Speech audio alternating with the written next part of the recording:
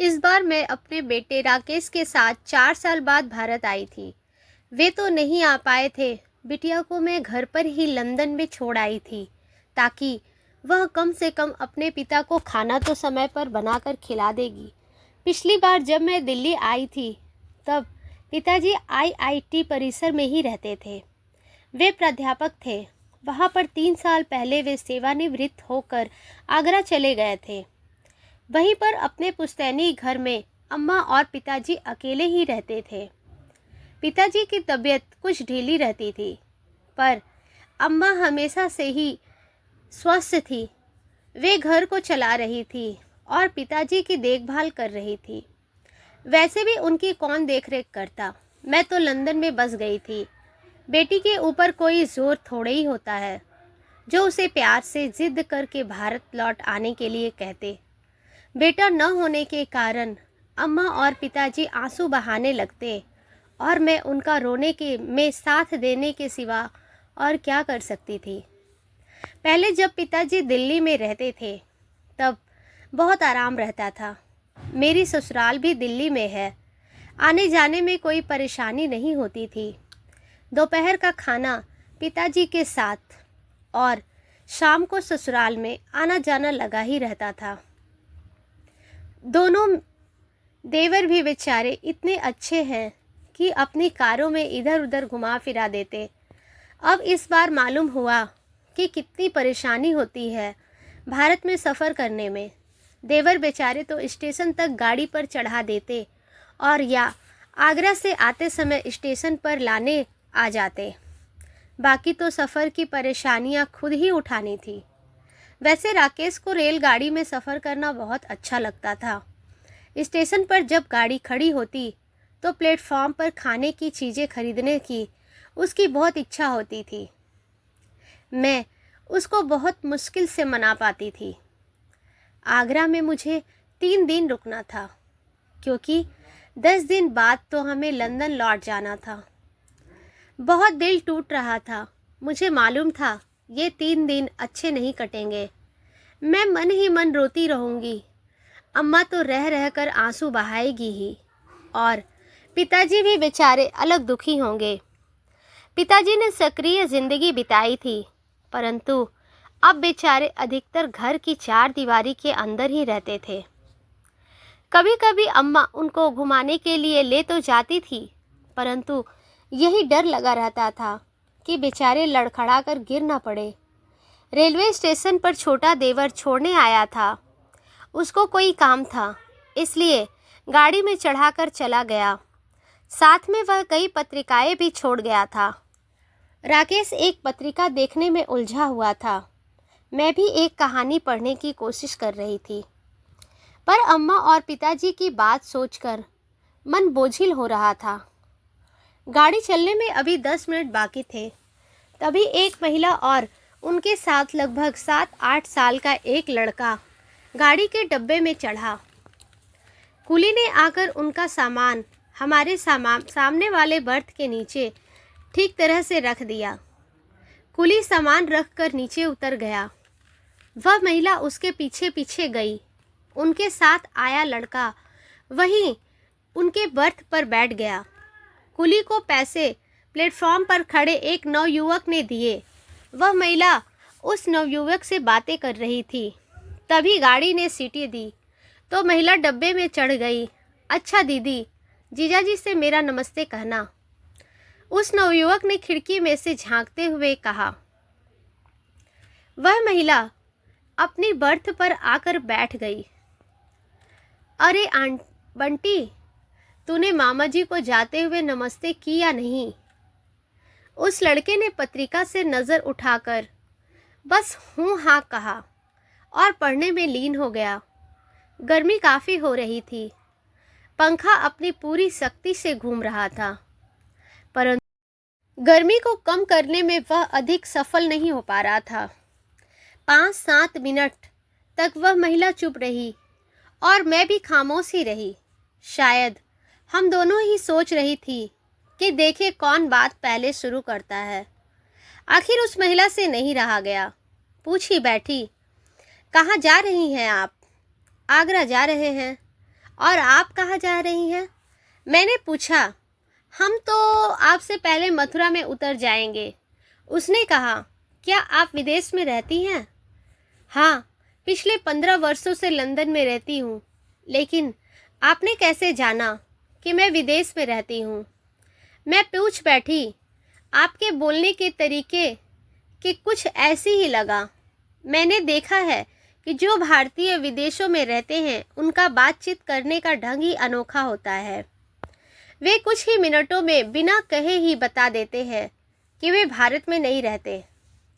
आपने यहाँ भ्रमण करवाया है अपने बेटे को? उसने राकेश की ओर इशारा करके कहा। मैं तो बस घर वालों से मिलने आई थी।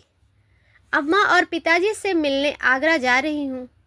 पहले जब वे हौस खास में रहते थे तो कम से कम मेरा भारत भ्रमण का आधा समय रेलगाड़ी में ही बीतता था।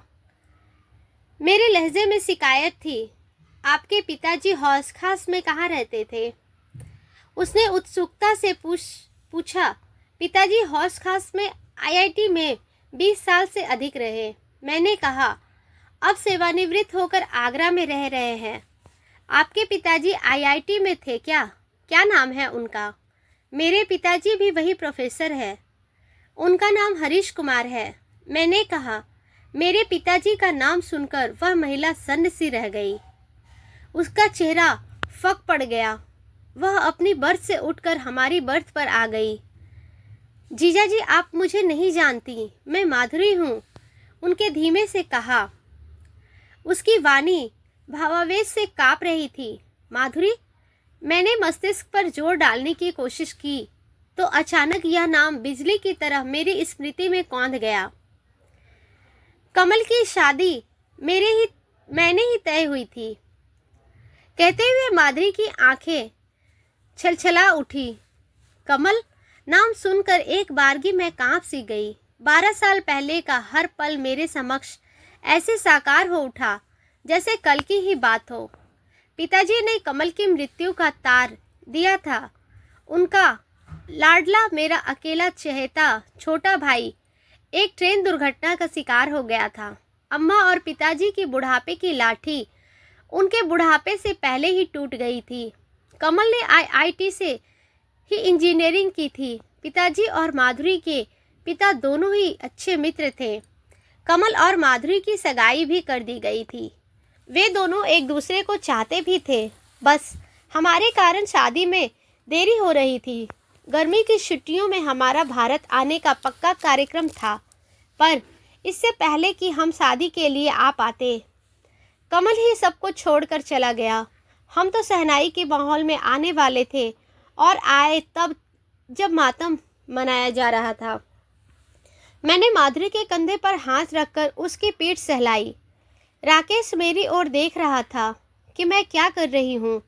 मैंने राकेश को कहा, तुम भोजन कक्ष में जाकर कुछ खा पी लो और बंटी को भी ले जाओ। अपने पर्स में से 20 रुपये का नोट निकालकर मैंने राकेश को दे दिया।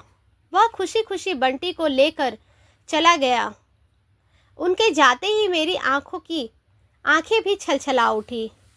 अब पुरानी बातों को सोचने से दुखी होने का क्या फ़ायदा।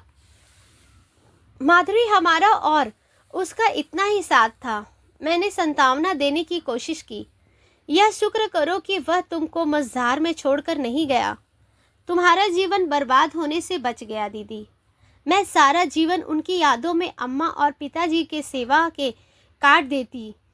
माधुरी कमल की मृत्यु के बाद बहुत मुश्किल से शादी कराने को राजी हुई थी।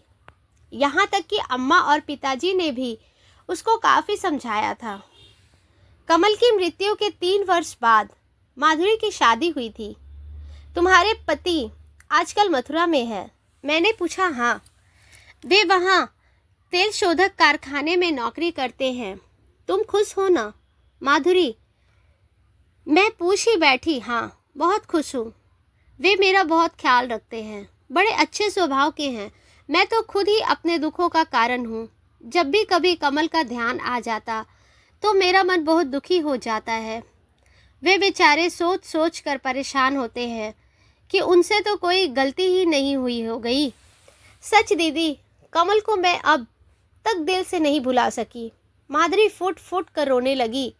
मेरी आंखों से भी आंसू बहने लगे। कुछ देर बाद हम दोनों ने आंसू पोंछ डाले। मुझे पिताजी से मालूम हुआ था कि चाचा चाची आगरा में हैं, इतने पास है, मिलने की इच्छा भी होती है, पर इनसे क्या कहकर उनसे मिलवाऊंगी, यही सोचकर रह जाती हूँ। माधुरी बोली, अगर मिल सको तो वे दोनों तो बहुत प्रसन्न होंगे। पिताजी के दिलों की काफ़ी चैन मिलेगी। पिताजी के दिल को काफ़ी चैन मिलेगा। मैंने कहा, पर अपने पति से झूठ बोलने की गलती मत करना। मैंने सुझाव दिया, अगर कमल की मृत्यु न होती तो दीदी आप आज मेरी ननद होती। माधुरी ने आहत मन से कहा।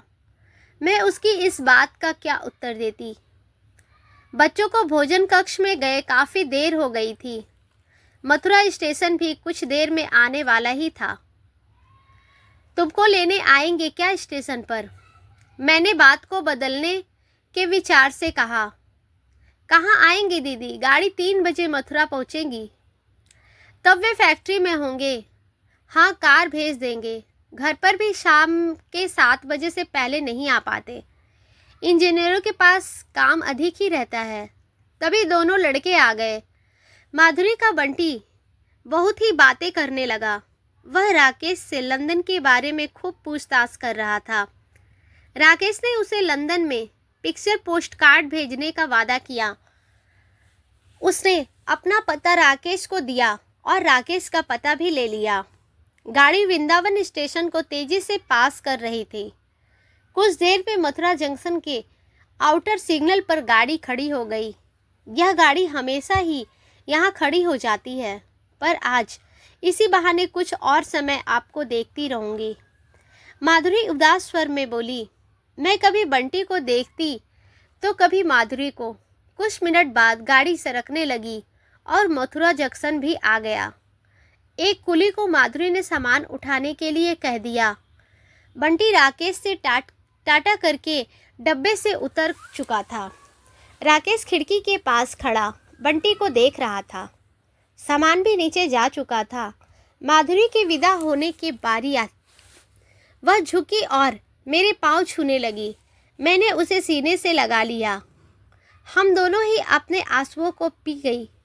फिर माधुरी डब्बे से नीचे उतर गई। अच्छा दीदी, चलती हूँ। ड्राइवर बाहर प्रतीक्षा कर रहा होगा। बंटी बेटा, बुआजी को नमस्ते करो, माधुरी ने बंटी से कहा। बंटी भी अपनी माँ का आज्ञाकारी बेटा था। उसने हाथ जोड़ दिए। माधुरी अपनी साड़ी के पल्ले से आंखों की नमी को कम करके का प्रयास करती हुई चल दी। उसमें पीछे मुड़कर देखने का साहस नहीं था। कुछ समय बाद मथुरा जंक्शन भी भीड़ में ये दोनों आंखों से ओझल हो गए। अचानक मुझे ख्याल आया कि मुझे बंटी के हाथ में कुछ रुपये दे देने चाहिए थे। अगर वक्त ही साथ देता तो बंटी मेरा भतीजा होता, पर अब क्या किया जा सकता था पता नहीं। बंटी और माधुरी से जब जीवन में कभी मिलना होगा भी कि नहीं। अगर बंटी लड़के की जगह लड़की होता तो उसे अपने राकेश के लिए रोक कर रख लेती। यह सोचकर मेरे होठों पर मुस्कान खेल गई। राकेश ने मुझे काफ़ी समय बाद मुस्कुराते देखा था।